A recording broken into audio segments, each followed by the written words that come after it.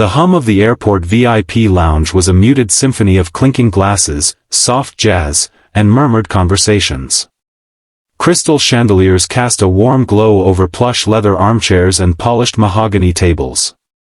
Travelers in tailored suits and designer dresses sipped martinis, their faces buried in laptops or phones, oblivious to the world beyond their bubbles.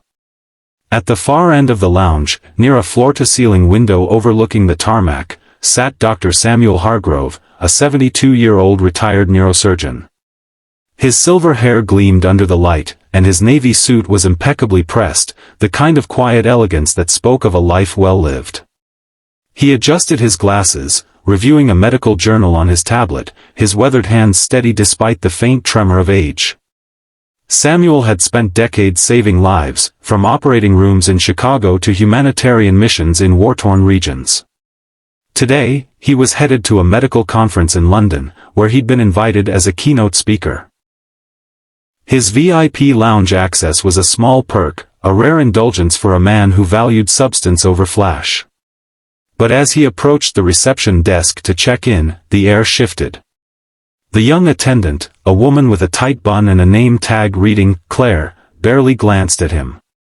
"This is a VIP lounge, sir," she said, her tone clipped, eyes flicking over his face, his dark skin, his graying hair, before settling on her computer screen. "You'll need to show me your pass and ID." Samuel smiled politely, unfazed. He slid his lounge pass and driver's license across the counter. "Here you are." Claire's eyes narrowed as she examined the documents. She tilted her head, lips pursing. "This doesn't look right," she said, louder than necessary. A few heads turned from nearby tables. "Are you sure you're in the right place? The standard lounge is down the hall." Samuel's smile didn't waver, though his eyes tightened. "I'm quite sure. The pass is valid, issued with my ticket. You can scan it." Claire scoffed, tossing the pass back onto the counter. "I don't think so. We get people trying to sneak in here all the time. You'll need to leave, sir." The word "sir" dripped with condescension. A murmur rippled through the lounge. A businessman in a pinstripe suit glanced up, then returned to his phone. A woman in a silk scarf whispered to her companion, their eyes darting toward Samuel. No one spoke up. Samuel stood taller, his voice calm but firm. "I'd appreciate it if you'd check again. I'm not here to cause trouble, but I know my rights." Claire crossed her arms. "Look, I don't have time for this. Either show me something legitimate, or I'm calling security." Her voice carried, and now more eyes were on Samuel, curious, judging, but silent. Across the room, leaning against a marble pillar, Jason Statham watched. His black leather jacket hugged his frame, and his sharp eyes took in every detail, Claire's dismissive sneer, Samuel's controlled posture, the onlooker's apathy. He'd been nursing a black coffee, blending into the background as he often did, but something about this scene tugged at him. He stayed quiet, for now, his jaw tight. Samuel took a slow breath, reaching into his briefcase. "Here's my boarding pass, my conference invitation, and my medical association ID. Please, verify them." His voice was steady, but the weight of the moment was clear in the faint tremble of his fingers. Claire barely glanced at the documents. "This doesn't prove anything," she snapped. "You're holding up the line." There was no line.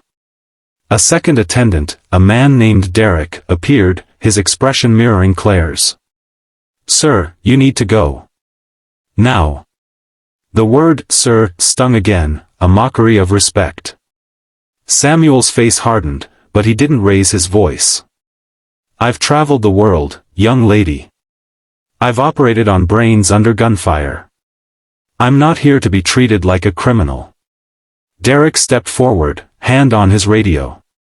"Last chance. Leave, or we escort you out."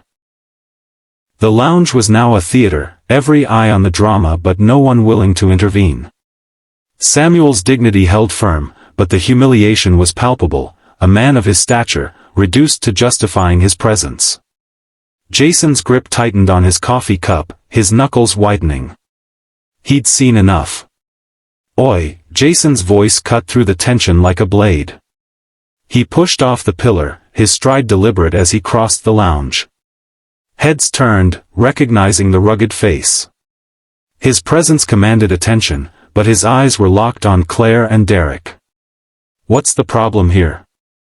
Claire blinked, caught off guard. "Sir, this doesn't concern you."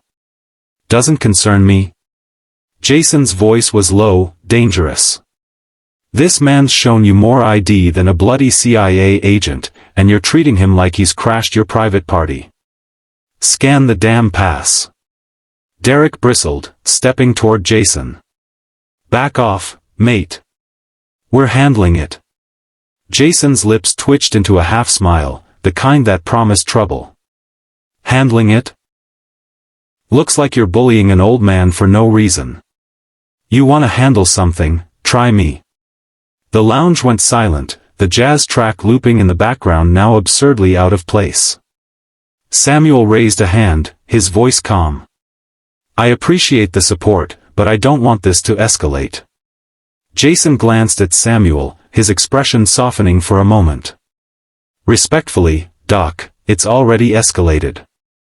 He turned back to Claire. "Scan the pass. Now." Claire hesitated, her bravado faltering under Jason's glare. She grabbed the pass, ran it through the scanner, and froze as the screen lit up green. It's valid," she muttered.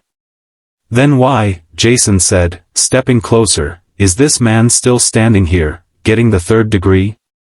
Derek opened his mouth, but Jason cut him off. "Don't. Just apologize." Claire's face flushed, but she mumbled, "I'm sorry, sir. It was a misunderstanding." Samuel nodded, his dignity intact but his eyes heavy with the weight of the ordeal. "Thank you," he said quietly, collecting his documents. He turned to Jason. "And thank you, young man." Jason gave a curt nod. Shouldn't have to thank anyone for basic respect. But the story didn't end there. As Samuel settled into a corner armchair, a glass of water in hand, Jason didn't return to his coffee. He scanned the room, his gaze landing on the onlookers who'd stayed silent. "You lot," he said, his voice carrying. "You saw what was happening. Not one of you said a word. What's it take for you to stand up?"